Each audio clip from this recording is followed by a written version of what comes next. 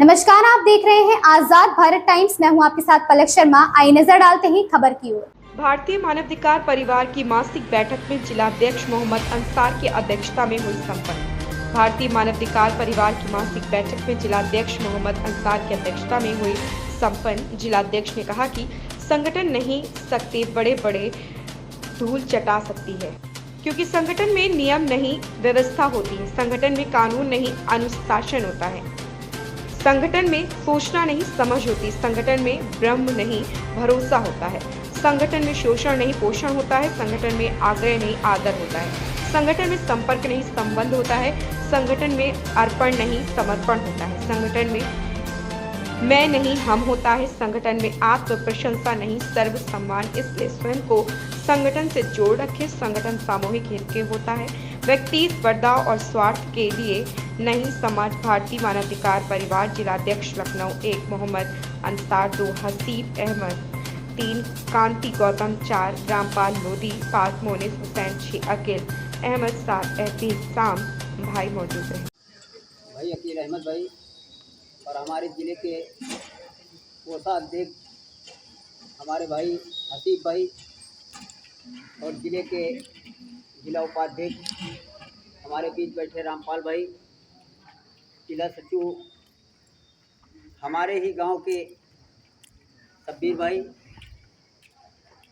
हमारे ज़िले के सचिव का काम और सूचना प्रभारी का काम दोनों कार्यभार संभालते हुए मेरे भाई छोटे मोनिस हुसैन जी, जिला संगठन सचिव महिला सुमन जी, जिला संगठन सचिव महिला लखनऊ सुहासिनी जी और हमारे लखनऊ जिले के प्रभारी तेज तर्रार संघर्षशील कविता यादव जी,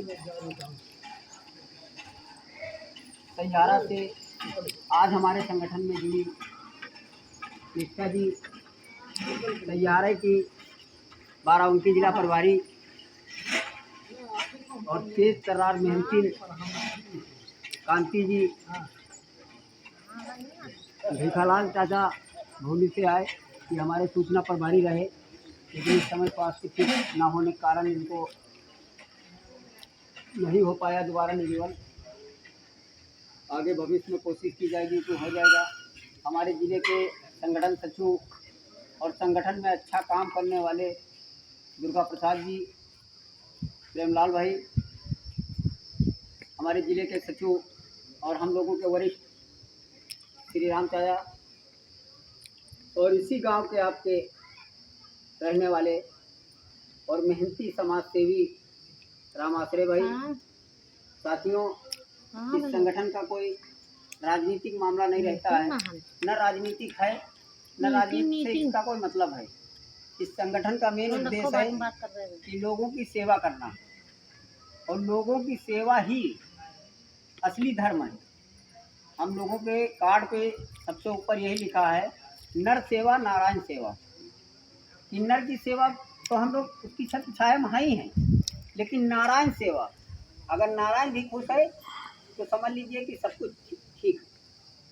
तो साथियों, जिस गांव हम लोग जाते हैं उस गांव के लोग एक बार सोचते हैं कि कौन लोग हैं, कहाँ से आए हैं, मंदिर पे दरा बिछाए बैठ गए।